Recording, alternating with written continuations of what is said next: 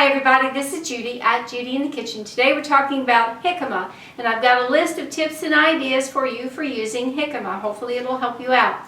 Now the list is kind of long, so I've broken it up into two parts. This is part one.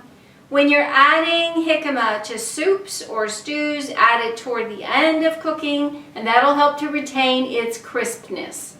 Try adding jicama to stir fries in place of water chestnuts. Now when you're cutting jicama, it doesn't oxidize and turn brown really fast like an apple or a banana would or a potato. But if you do need to cut it up early, you could place it in a bowl of water with a little bit of lemon juice or other citrus juice in there to help it maintain its pale color. Add some shredded jicama to a green salad for a little crunch and extra sweetness. Try some delicious jicama chips.